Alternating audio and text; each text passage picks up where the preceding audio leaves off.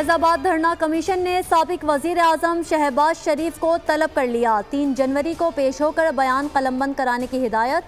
शहबाज शरीफ को साबिक वजीर आला पंजाब की हैसियत से तलब किया गया है। कमीशन ने सवालनामा भी तैयार कर लिया।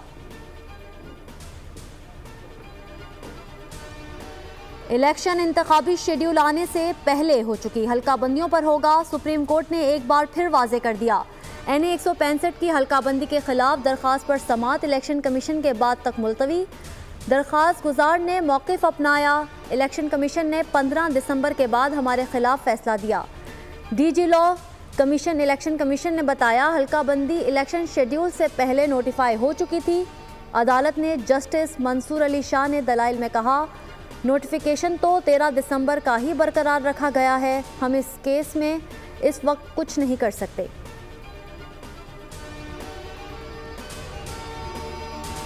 आम इंतखाबात की तैयारियों का तीसरा अहम मरहला शुरू। कागजात नामजदगी मुस्तरद होने के खिलाफ अपीलें दायर होने का आगाज़। हाई कोर्ट्स में अपीलों की वसूली के लिए खुसूसी सेल बना दिया गया। अपीलें 3 जनवरी तक दायर हो सकेंगी। फैसले 10 जनवरी तक कर दिए जाएंगे। उम्मीदवारों की हतमी फहरिस्त 11 जनवरी को आवेज़ा होंगी। 12 जनवरी को कागजात वापस और 13 जनवरी को इंतखाबी निशानात अलॉट होंगे।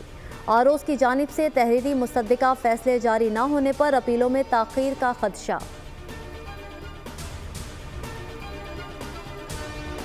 नवाज शरीफ के NA 130 में कागजात नामजदगी की मंजूरी चैलेंज। अपील इलेक्शन ट्रिब्यूनल में दायर कर दी गई। मौक़िफ़ अपनाया। नवाज शरीफ को सुप्रीम कोर्ट ने ताहयात नाअहल करार दिया। इलेक्शन लड़ने के अहल नहीं। रिटर्निंग अफसर ने हक़ाइक़ के बरक्स कागजात मंजूर किए।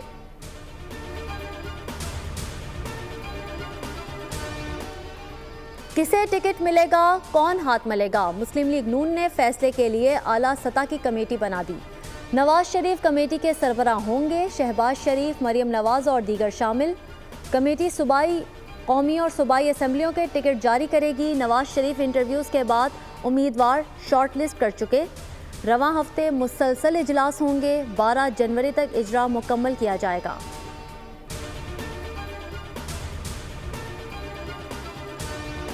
तहरीक इंसाफ का कागजात नामजदगी मुस्तरद करने के खिलाफ सुप्रीम कोर्ट से रुजू करने का ऐलान।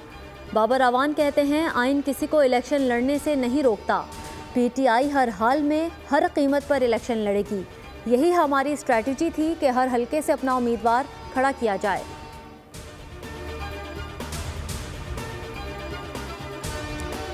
मुल्क में कौमी और सूबाई असम्बलीज़ की जनरल नशिस्तों पर 25,951 कागजात जमा हुए। 22,711 मंजूर, 3,240 मुस्तरद कर दिए गए। आरोज़ की जानिब से मंजूर किए गए कागजात की तफसील जारी। कौमी असम्बली के लिए 7,473 उम्मीदवार सामने आए। 1,024 के कागजात मुस्तरद कर दिए गए। दुनिया भर में साले नौ का खैर मकदम। न्यूजीलैंड से शुरू होने वाला सफ़र अमरीका पहुँचकर इख्तिताम पजीर।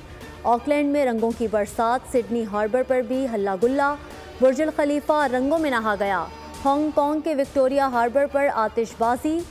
ताइवान में ताइवान का बुलंद तरीन टावर रोशनियों से मुनव्वर हो गया। लंदन में बिग बैन पर घंटी बजते ही लंदन आई पर काउंटडाउन और शानदार आतिशबाजी।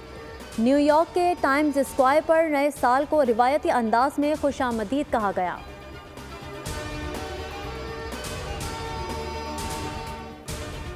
नई उम्मीदें, नए ख्वाब, नया आज़म। वतन अजीज़ पाकिस्तान में साले नौ का आगाज़। 2023 कभी खुशी कभी गम की कैफियत देकर माजी का हिस्सा बन गया। पाकिस्तान में अहले गज़ा से इजहार यकजहती के लिए 2024 का इस्तकबाल सादगी से किया गया। आतिशबाजी, हवाई फायरिंग, जश्न और हर किस्म की तकरीबात पर पाबंदी लगाई गई। नए साल से बहुत सी उम्मीदें। बोल की जानिब से कौम को साल 2024 की मुबारकबाद।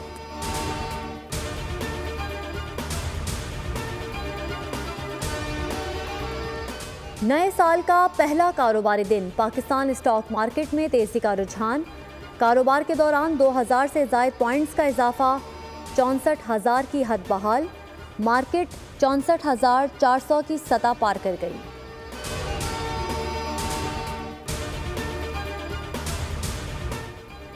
और भारत रूस बढ़ते ताल्लुकात पर मगरबी ममालिक को तशवीश। भारत रूसी अज़ाइम की तौसीक कर रहा है, बरतानवी अखबार टेलीग्राफ का दावा। लिखा, क्रिसमस पर मीटिंग में भारतीय और रूसी वज़ीर ख़ारजा में गैर मामूली डील हुई।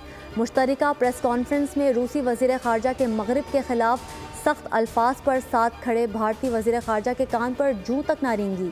दोनों ममालिक ने नए हथियारों की मुश्तरका पैदावार शुरू करने का भी दावा ऐलान कर दिया। ये ऐलान यूक्रेन के लिए शदीद ख़तरे की घंटी है और रूस को यूक्रेन के ख़िलाफ़ जंग में नया हामी मिल चुका है।